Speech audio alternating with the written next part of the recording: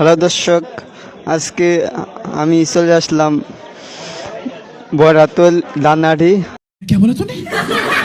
আজকে আমরা জানবো যে ধান কত টাকা মন বিক্রি করা হচ্ছে। কি ও ভাই সাংবাদিক, আপনি এমনি কথা কন কে? আপনারা তো খুবই অসহায় লাগতেছে।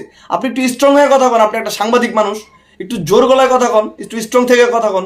মানে আপনার কথাবার্তা তো জুইত লাগতেছে না।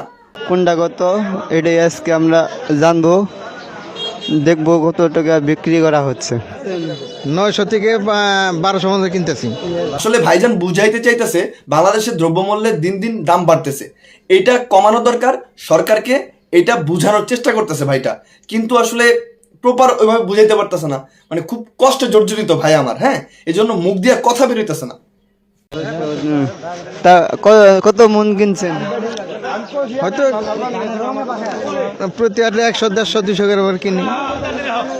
আপনি কি ব্যাপারী নাকি? হ্যাঁ,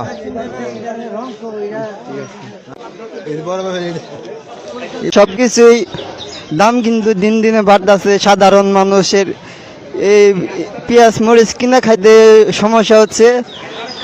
তাদের অভিযোগ এই সরকার যেন এর একটা নেয়, যেন সব কিছুর দাম সরকার যেন কমিয়ে দেয়।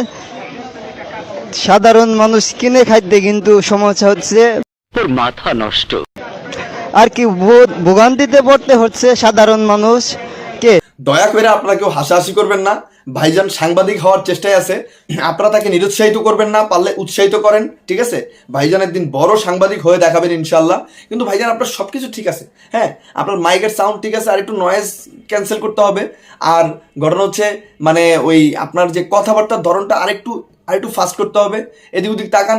তারপর আবার এই যে ভিডিও কোয়ালিটিটা একটু ভালো করতে হবে। আপনার জন্য শুভকামনা রইল, অল দ্য বেস্ট ভাই।